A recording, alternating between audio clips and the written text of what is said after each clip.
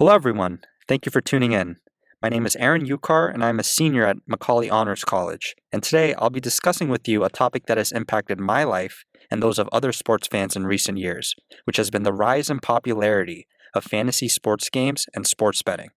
Specifically, over the past few months, I've been working on a thesis paper investigating the connection between the two activities, how they have affected sports consumership practices, and their overall implications on society at large. As an avid sports fan myself, I have seen how my own habits as a consumer have been affected by the legalization of sports betting, and through my prior experiences playing fantasy sports. For those who may be unaware, in 2018, the Supreme Court made a landmark ruling to remove a federal ban on sports betting and allowed individual states to decide the legal status of sports betting within their borders, opening the door to a massive industry in the U.S. Even for those who do not follow sports, it has been hard to ignore the increasing amount of advertising for sports gambling services across the consumer landscape. It seems that every other ad break in any major sporting event, there is a promotion for one of the many sign-up bonuses offered by sportsbooks such as DraftKings or FanDuel. This rise in popularity is not only reflected in the media landscape, but in the financial world as well. In 2023, the sports betting industry posted a record annual revenue total of $11 billion, a 45% increase from 2022's mark of $7.5 billion, and an even more impressive increase of 250% from 2021's mark of $4.3 billion. This has made the sports betting market an extremely lucrative business not only for the operators of sportsbooks, but for the states which regulate and collect tax revenue from this industry. Aside from sports betting, fantasy sports has been another extremely popular activity for sports fans to engage with in recent history. For those who may be unfamiliar, fantasy sports is a genre of free-to-play online sports management games where members join leagues and compete against each other in season-long formats. These members create teams composed of real-life players from professional sports leagues and pit them against each other in weekly matchups. Each player on one's team accumulates points based on their real-life performance within a game, such as scoring a touchdown, getting an assist, hitting a home run, etc. The team at the end of the weekly matchup with the most points is declared the winner, and the team with the best record at the end of the season is crowned champion. Unlike sports betting, no real money is required to play fantasy sports, and it is easily accessible to anyone with a mobile device or computer with no age verification required to set up an account. Due to these factors, and the fact that it is characterized as a skill-based game, fantasy sports is not regulated as a form of gambling, and thus has been legally operational in the U.S. for the past few decades, and is exempt from most gambling-related regulations. With over 50 million people estimated to be playing fantasy sports in the U.S. as of 2022, with a compound annual growth rate of around 14%, the fantasy sports industry is only projected to grow in popularity over the coming years. Within my own research, I aim to draw a connection between fantasy sports participation and development of sports betting practices. I personally believe that exposure to fantasy sports, and in turn various different sports statistics and analytics, leads to a much greater understanding and willingness to engage in sports betting. At their core, both activities require familiarity with player projections and making informed predictions about a player or team's performance.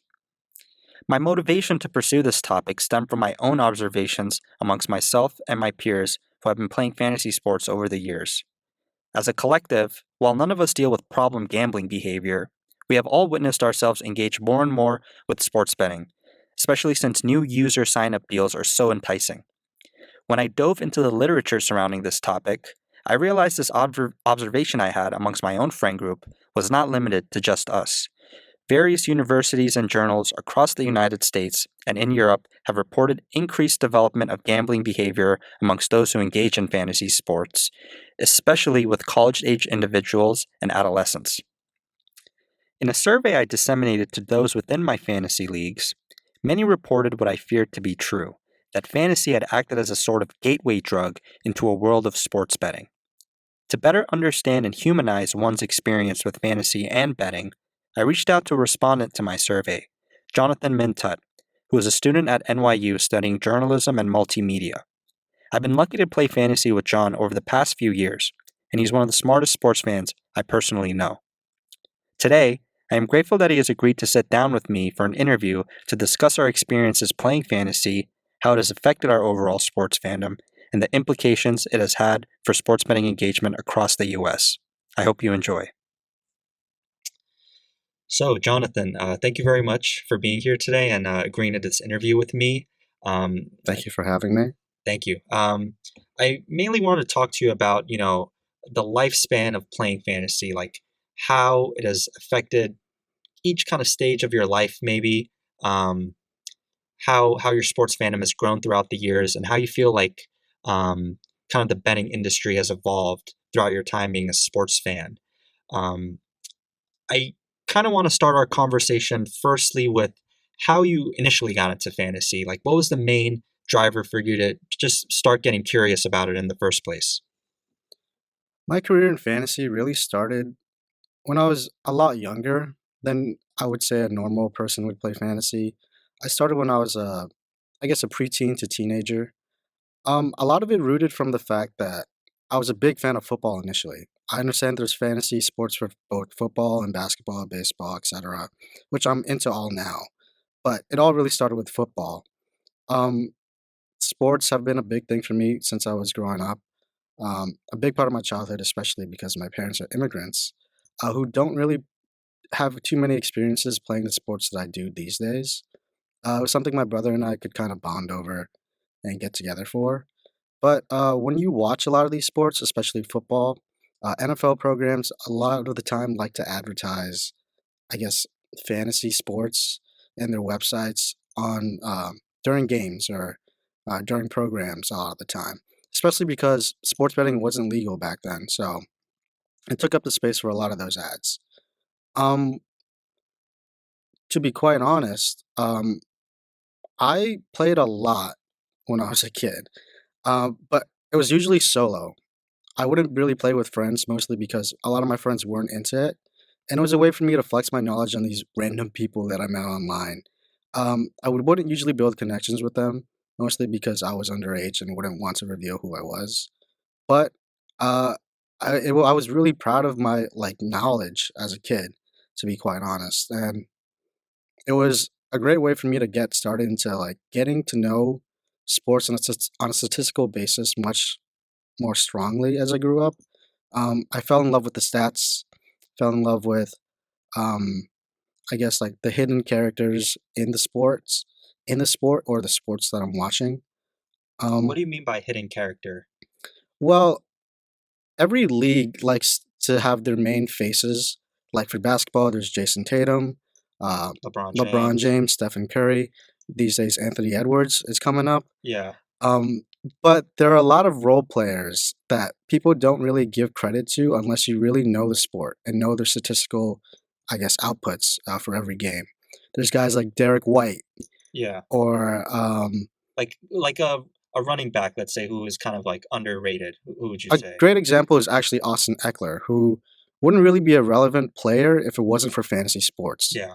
Austin Eckler scores the ball a lot in a very non-traditional running back sense, where he catches a lot of passes and receives a lot of touchdowns as a result of it, which is extremely valuable for fantasy, but doesn't really translate to wins in real life. Hmm.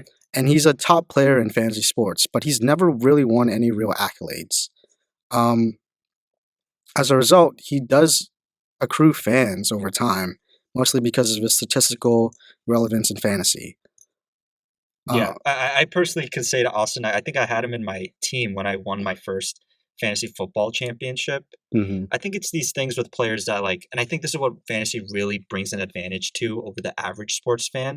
You start to learn so much about the entire depth of the league, like all the different types of players, not just the stars. Um, and a player who's good in fantasy necessarily doesn't make them the best player in the league or the most talented. They just kind of have the opportunity to get the most results, correct? Correct. You almost become a general manager in your own sense. You see a lot of the numbers that a lot of, I guess, actual team general managers would see, um, and you scout players that would kind of fall behind the waiver wire. Hmm. The waiver wire, if people don't know, is just I guess, a large list of free agents that people look through that aren't claimed by any team. Yeah.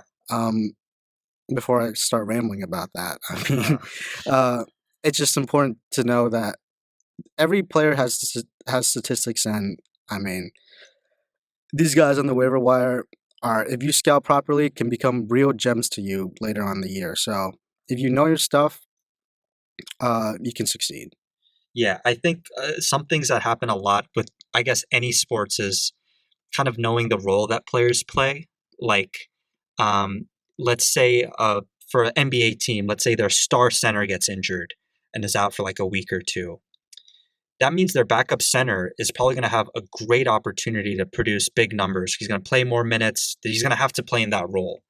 Um, I think that's the kind of advantage that fantasy brings. It brings in a constant awareness to what's going on in the league.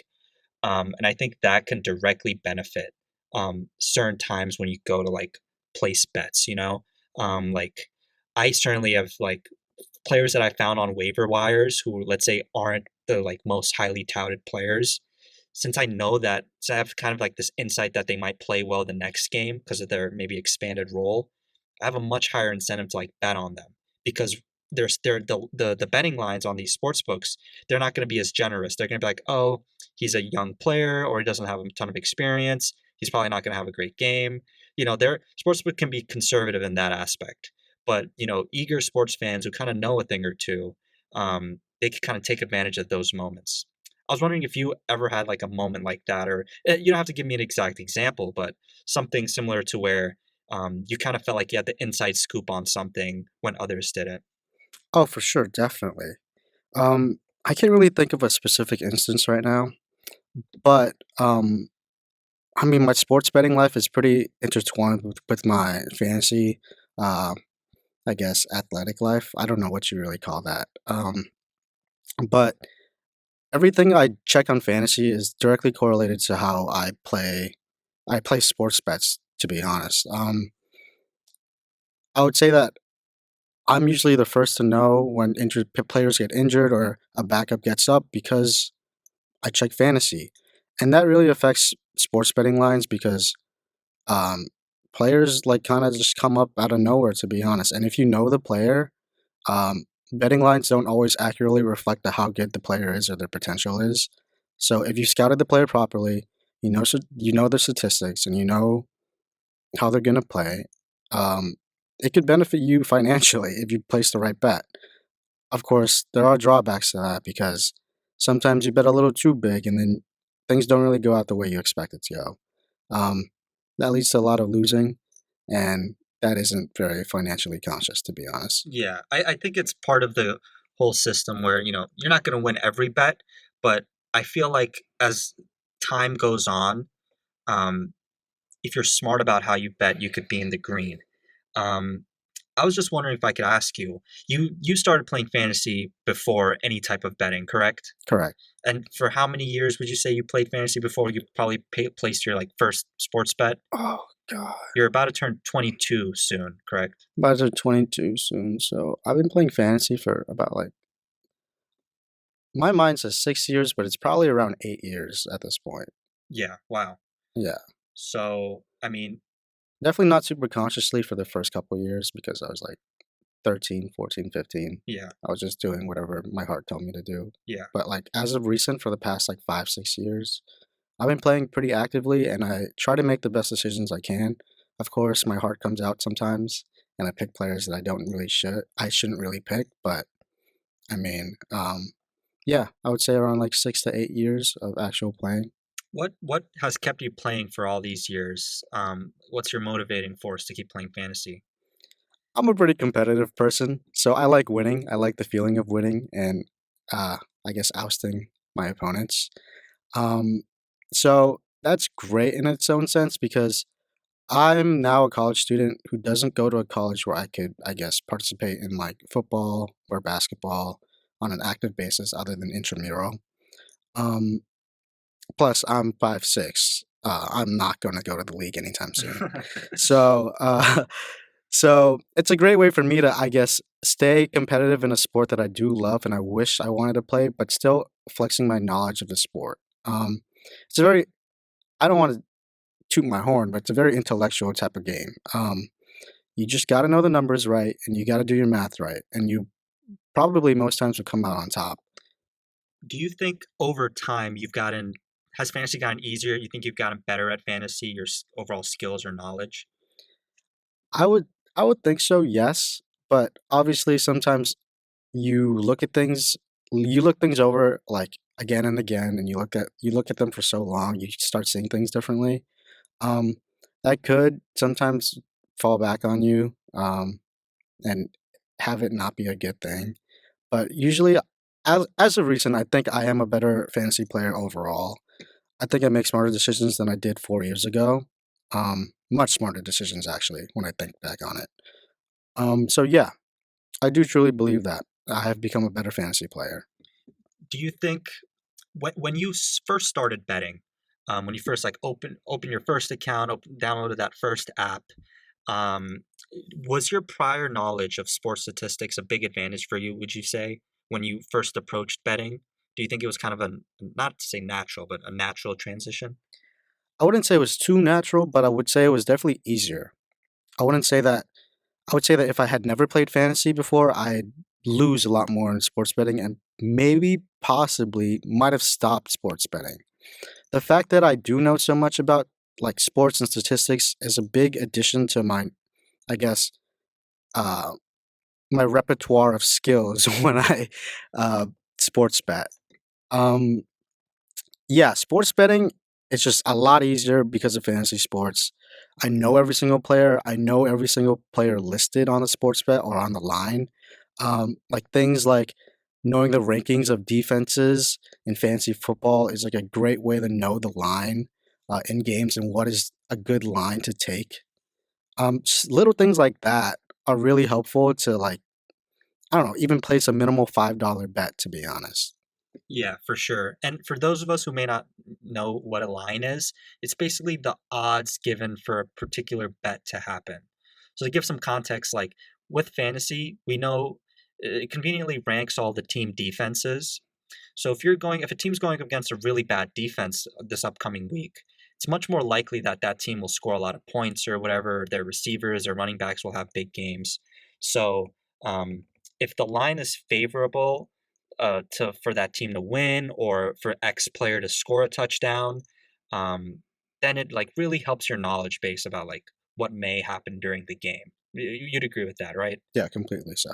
Um, just to transition a bit, um, do you say that currently you rank fantasy as more of a primary interest or betting in your life? I would say fantasy, mostly because it's fun. It's like even through all like the statistical analysis and like um I guess like looking back and forth through players and like all the work that's put in between like the time that you play fantasy and see the stats change. Um it's still a competitive thing. It's fun. Um Sports betting seems a little bit more like a financial gain, you know? It's a little more stressful to be honest. Less so than fantasy because you're not really competing with other people. You're more so competing with yourself and your own knowledge, to be honest. But I'd say fantasy is a little bit more fun, but sports betting, because of the financial gain and when you win, is a lot nicer at times. It is more of a thrill, I would say. Oh, for Like sure. as a sports fan, there are a few feelings better than making a prediction that a player will have a good game when no one thinks they will, or there's not as many And people winning thinking money. and winning money, and also having your like prediction validated. So it's like a double Yeah. win. I mean, I wouldn't say none of us in our league or in our group have like problem gambling, but like I do tend to bet, especially during the playoffs where the games really matter a lot. I try to put some money on each game a little bit, or games that I It care makes the about. game so much more fun. Yeah, I mean, you don't have to put a lot of money in.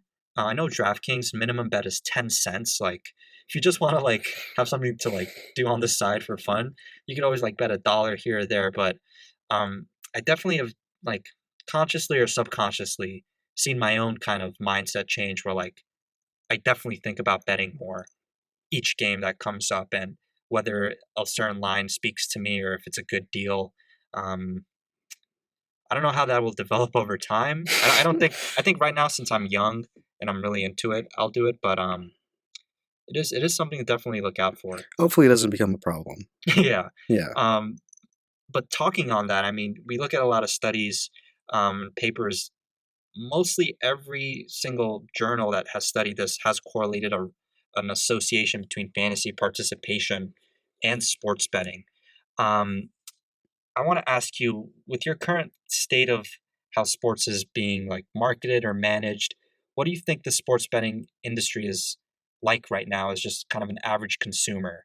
Do you think it's too much? Do you think there's too much advertising? It's too in your face? Um, what's your overall assessment? It's a lot right now. It's young, which is interesting to say because sports betting has been around for a while. It's just the rate it's growing at is immense right now. And it is very in your face. It is everywhere, to be honest, but it's working, to be honest. Like it's working pretty well. And people are joining. They have these offers that people kind of jump on. Um, I mean, it's everywhere. But I, people get into it. It's fun and it's gonna affect the youth. I'm not gonna lie. I have a younger brother and he can't bet yet. He's like a lot younger than me.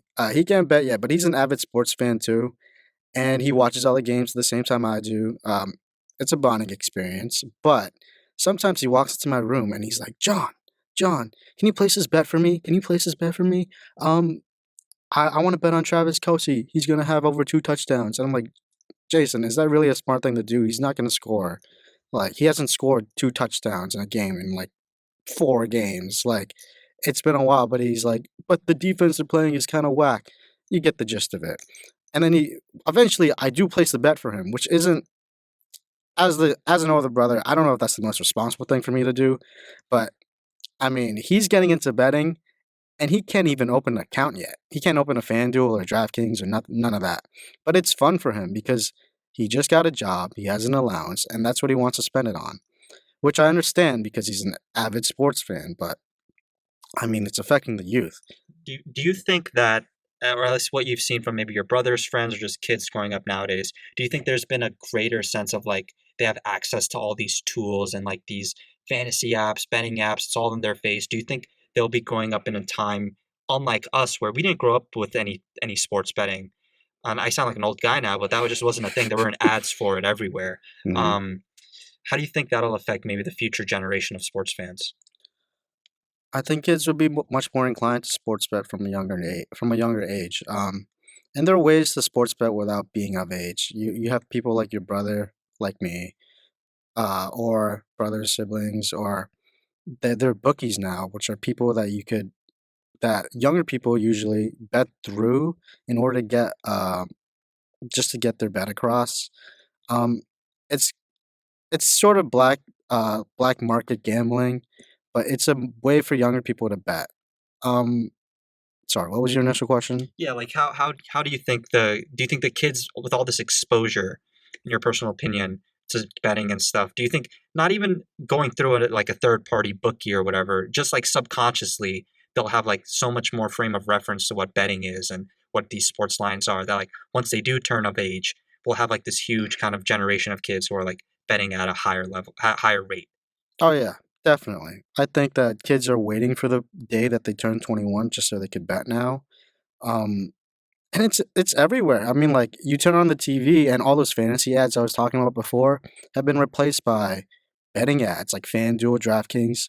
Every time you open a football game or a basketball game, every time it cuts to commercial, there's always like an offer that FanDuel or fantasy or like DraftKings just kind of offers you on the spot, and you're pretty convinced to do it. The only reason kids don't do it is because they're too young. That's honestly the only reason why they don't do it. It's like drinking alcohol. Hmm. But it's detrimental for you in like a different way, I guess, because I mean psychologically, it's very addicting. Um, I can say that from my own personal experiences. You place one bet in, and you just want to do it again next week because like you put in a parlay, and 4 of them hit out of the 5, and you're like, I could do it again next week, Yeah, or the next day, depending on the sport you play or yeah, bet on. for sure. Um, just so we have a room reservation, but just so I respect your time. Um, going forward, um, there's a lot of tax revenue that's generated from sports betting. What do you think the pros and cons are of this industry? I mean, it's going to stay for a while. I mean, it's already made billions of dollars in its first few years of operations. Um, it's going to be a part of our society. What do you think is the healthy way that we maybe teach kids about fantasy or betting, and like how we kind of regulate this business from your perspective? That's a tough question. Um, the good thing is economically, it's great for the states that do legalize sports betting. If I can recall, New York State legalized sports betting following the COVID-19 pandemic. And it was a great way to generate revenue following such a, I guess, economic down downturn. But like, quite honestly, if there's a healthy way to sports bet, it would have been already found. Hmm. Um, the only way you can healthily sports bet is to regulate yourself and like have some self control because it's hard for a government to do. It's hard for any social services to do until you're like already too far down the deep end. I see. I live in New Jersey with my parents sometimes, and they have been legalizing sports betting for a while now. I can't remember the exact year, but it's been a while. And every time I drive around, I do see these ads that do say, um, "Regulate your sports betting. Try your best not to." They have these like PSAs basically on billboards. Hmm. Um, that is something that states can do. I don't foresee New York doing it anytime soon. It just really started here. I mean, like sports betting really just started here, so I don't see that happening. But it's going to be tough because so many states are so young in this process. They don't have many regulations set up, many ways to curtail any addictions set up yet. So I foresee this as a problem that will occur in the future. Um, I don't have any bright ideas about how to regulate it, other than the fact that like there should be PSAs and there should be little incentives within apps, I guess, to try your best to log you out and not keep you on the app for too long because I don't know, stay on the app for too long, you get addicted, I guess. Do you think, in a sense, since fantasy is accessible to all ages, the worlds of fantasy and betting must be strictly separate? Like we shouldn't have kids kind of dealing with an app that they could do both. What do you think about that? You can try. I agree with you. I feel like those two should be separate and it'd be best for both parties, especially addiction wise. Like it'd be best for fantasy to stay separate from sports betting because I would like to play fantasy without sports betting, quite honestly, personally. But some apps like that already exist where they combine the two of them. I use this. ESPN. You ESPN could bet on ESPN. ESPN Bet is a licensed sports book in New York State right now. Oh, I didn't know So that. through the ESPN app, you could check your fantasy and you could place a bet. I mean, I think they send you to separate, they like direct you to separate apps, but it is all within the same ESPN kind of I was thinking threshold. about Sleeper. Sleeper allows you to bet on more props too. It's a weird app. It's still pretty new, And but it also does fantasy, right? yeah, but it's a great app for like for nerds, Yeah. basically fantasy nerds. So there's a ton of apps that already let you do this. Combine the two, but personally, I would like to keep the two separate because I think it'd be best for the youth to get into fantasy without getting into sports betting. Um, but of course, it's such a hard thing to do, especially logistically.